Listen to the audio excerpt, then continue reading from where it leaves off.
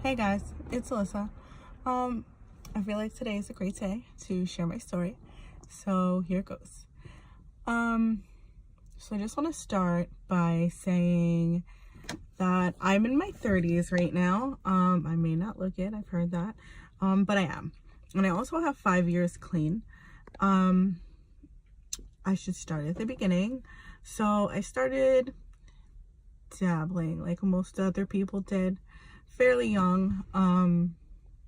Just started drinking, taking stuff from my parents, my friends' parents, smoking cigarettes, smoking weed here and there.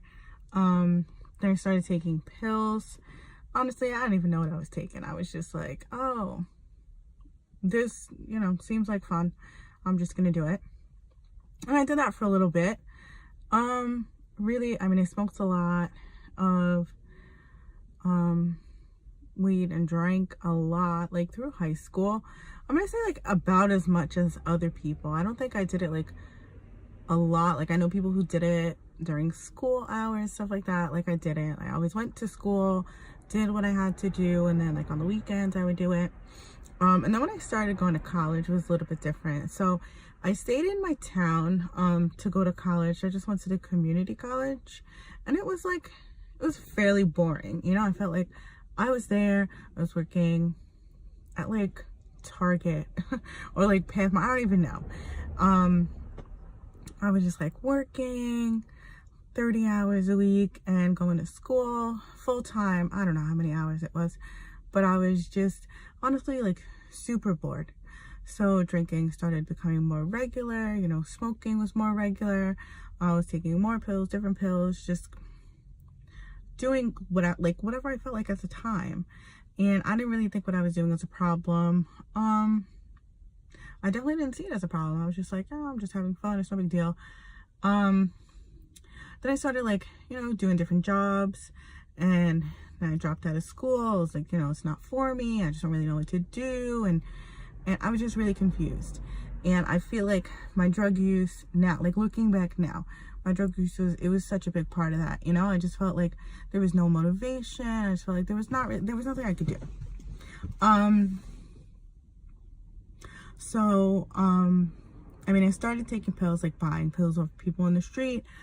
And I started when they were so cheap, like it wasn't really the thing to do. A lot of people were smoking, they were drinking. I don't really know what it is that they were doing. And I would just call and be like, hey, do you have any pills? And I have $5, and from there, whatever it is, I didn't even ask. I didn't even ask, like, what is this? What am I taking? What is it gonna do to me? What should I do? What should I not do? Like it was a thing. And then it was like I was smoking, and if I wasn't driving, then I was drinking, in the back of my friend's car. It was just like, it was a lot that was going on. And I didn't, I definitely didn't even care at the time, which was very dangerous. Then I went away to school. I decided that I was gonna go back to school. I was like drunk and high one night, and just told myself I'm gonna apply to a school. And I applied to a college, and I ended up getting accepted, which was like super random. I was like, all right, I'm gonna take this, and I'm gonna go, and I'm gonna like make good choices. Terrible. It was really terrible. My drinking was out of control. Like I signed up to be like a full-time student, 15 credits, and like slowly just started dropping all my classes, despite the fact that I paid for it.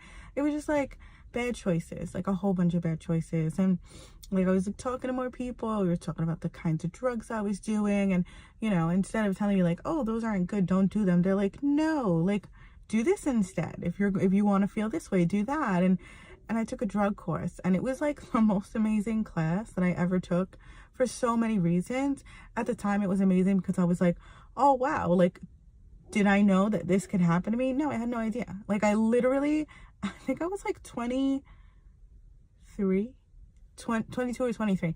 At that point I had been, I'm going to say dabbling. I'm going to continue with the word dabbling. I was dabbling for over 10 years, just doing whatever and not even knowing. At that point, when I learned, I was like, wow, okay, so I can overdose on these, and like that's not good. So then I started to say, like, okay, I know how I feel when things aren't feeling well, so now I need to not do it like that, or not combine it with this stuff or whatever. But it definitely didn't like deter me. It didn't stop me. It was definitely, in hindsight, a wake-up call for me, because I was just like, I don't care, like, I'm gonna continue doing it, and it is what it is.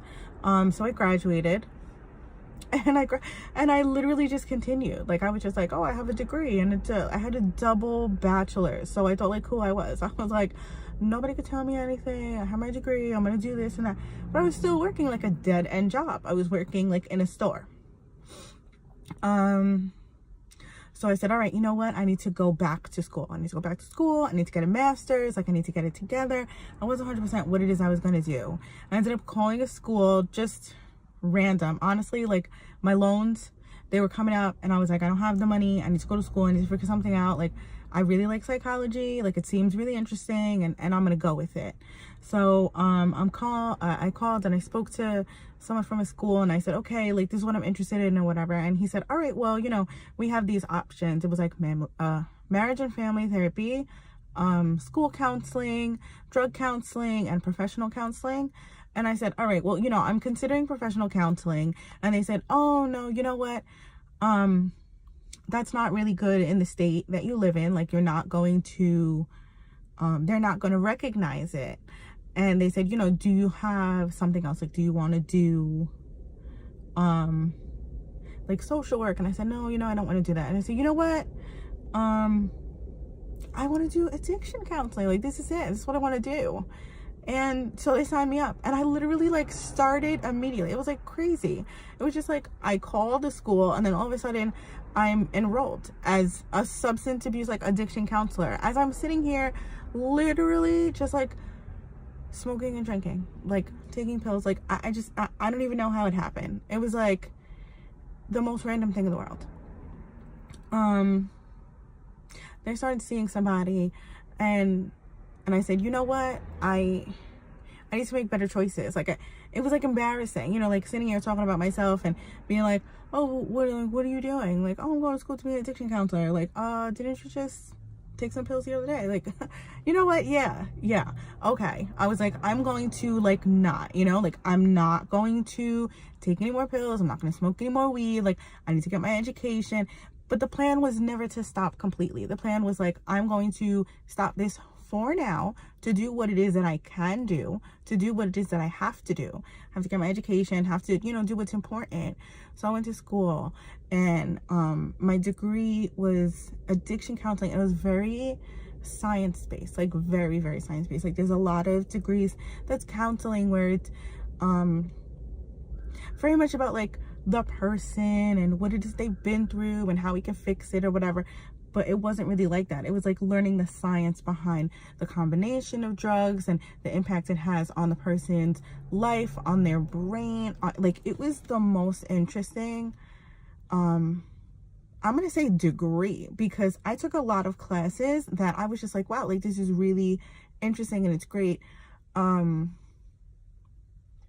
through that whole time, I was just drinking, because it wasn't, like, to me, it was no big deal. Like, I never considered myself to be an alcoholic. I was like, oh, it's not a problem. Like, I drink with my parents, you know, like, I drink with my friends and their family. Like, their family members give me alcohol, beer, whatever. Like, it was just like a thing, you know?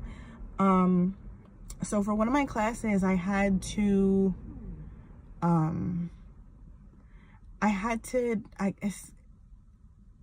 start interning. They used the word for it, but it basically was just interning. So I started interning at an addiction, outpatient addiction program, and it was amazing. I said, you know what, like, after this, I don't want to go back to doing anything. Like, and I took pride in the fact that I had stopped on my own. I was like, wow, you know, like, there were so many times that I could have overdosed, and I didn't even think about it. Like, I would completely black out, you know, and it was a mess. It was a serious wake-up call to start interning. It was just like amazing. And I was talking to someone. He was really great. He really was. And he was a counselor there. And he was like, you know, you're really smart. He was like, you're really smart, and you're catching on to what it is that that we do as counselors. He said, but I just don't, you know, I don't think you realize that your drinking is a problem. And I was like, my drinking is not a problem. Like, no, it's not. No big deal. You know, like I just drink, you know? And he was like, so why'd you stop smoking? I was like, you know, like I would be so anxious, you know, like I would be so anxious to smoke, and then so anxious when I wasn't smoking, and then anxious when I was high. Like it was a mess. He was like, what about the pills? I was like, well, you know, like you can't, like there's no end to that, you know, like there's no positive end of like continuing to take pills forever. Like it's just not good. And he was like, well, what about your drinking? Like, you don't think that your drinking is a problem? And I was like, no. And he was like, you know, how often do you drink? I was like, well, you know, like depends. Sometime I drink on the weekends, like other times I'll come home from work, you know, having like a stressful day at work, and I'll drink. And like he's like, you know, what's the earliest that you drink? And I was like, I don't know, you know, like I just didn't want to hear it. I didn't care. Like I was just like, you think, like, you don't know me, you know, is very addict. You know, I was just like I hear you, you know, and I'm very grateful that you feel this way, but you know, you don't have to tell me, you know, where you got it. And then I was home, and you know, I had a failed marriage, and that was super stressful and super depressing for my young age. And I caught myself at like 10:30 opening a beer. And I said, wait a second, maybe this is what he's talking about, you know? So I started to like seriously consider, and like seriously considering it was terrible. It was really terrible. And it was like going down a rabbit hole. I was drinking more because I did not want to handle it. I was getting home from work and drinking, you know, I would walk through the door at 5:15, and I would literally open up a beer at like 5:30. And I was just like, all right, it's a problem. It's a problem, and I need to fix it. And so it took a lot of self-reflection and saying like, okay, you know, I stopped things before. I just need to have that same mindset. And it was almost time for me to finish school and get a job. And I said, I can't be in it. Like, I can't be an addiction counselor while I'm sitting here doing this, like knowing that I have a problem, knowing that I was just masking my serious problem with another problem. So I stopped. Like, I don't know, I just kept on telling myself, I need to stop. And then it was New Year's Eve, and I was at a party, and I literally had a drink in my hand. I was like, you know what, I don't even want to be drunk. I don't even, like, it was like my second drink or something like that. And like I told myself, like, all right, this is it, this is the night. And then it was just like so unappealing. I was like, it's terrible. Like, this is really terrible. So that was it. I like put the drink down, and that was it. I consider my clean date to be January 1st, 2014. And from there, like, really good things happened, you know, like I got a job, and I was working part-time as an addiction counselor. And it was really interesting because like the things that I was struggling with, a lot of people were struggling with, but we weren't allowed to talk about it. So I just kind of sat there and dealt with it, you know? But I definitely had empathy for the people that I was working with, because I was like, you know, everybody has struggles. Everybody deals with the things that they deal with. And I don't think a lot of them knew what it is that I was struggling with, and the fact that I was struggling along with them. And from there, you know, I just really continued. I mean, I had another like really terrible relationship. Terrible. And, you know, I made a lot of bad choices, but I was drinking. And in my head, I was just like, oh no, this is a great choice. It's a great choice. And it's just, you know, the justification of it. And really a lot has gone on, since I've gotten clean, but a lot of positives have come up, like a lot of things that I would not have been able to deal with, that I probably would have just like shoved to the side and been like, all right, you know what, this is something that I don't care so much about. Like, this is something that it'll just go away. It's just gonna go away. You know, that's very much my mentality. I was just like, you know, I don't want to feel this. I'm going to drink. I'm going to smoke. I'm going to do whatever. I've been dealing with a lot personally and professionally. I've really dealt with a lot professionally. You know, I've said in my other video, like, I did a lot of work, outpatient programs, and it's very difficult for somebody who's in recovery. It is really difficult to sit there with somebody who's struggling, and not, you know what, a lot of places allow for you to like explore it with your clients or whatever. The places that I've worked at, only one place was like that, and they were really amazing, and I went with the clients to meetings, and it was really great. I mean, it was a bad company. It was a really bad company, but it was a really, really smart idea, and that was one of the best places that I worked at. I was like, this is great. Like, sitting there and like sharing with them, like, all right, you're gonna, you know, you're withdrawing and it sucks, but you're gonna get through this, and we're gonna be able to, you know, go to meetings, and we're gonna find you a sponsor, and I'm gonna be here, and I'm gonna walk you through it, and like, that's really great. And ultimately, like, that is the mentality that I want to use with these videos, with Raw Recovery Talk. Like, I want for you to understand that people have gone through it, and it's not just the people who are in your vicinity that you have to say, okay, like, I need to go to a therapist to be able to talk about this. I need to find a sponsor. There's a whole community, and I want to just give that same thought, the same premise. I want that to be what it is that this is about.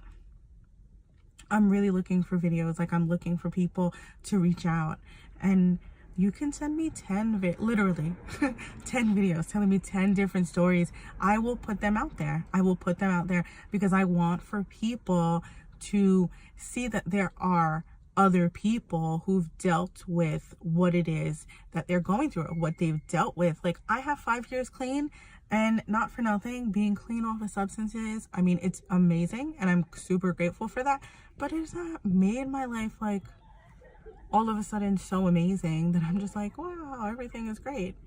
It's nice to go through it with a level head, but there are so many other things that I struggle with that I still reach out to people for, and I say, hey, guess what? I need you, because today is a terrible day. Like, not for nothing, today has been a terrible day for me. I've been so like, oh God, this can't be life. But it is. And you know what? It's better than it was, I'm gonna say, 6 years ago on today's date. Like, I probably thought that life was super great, and it really wasn't. It was miserable. It was terrible. And today is definitely a better day.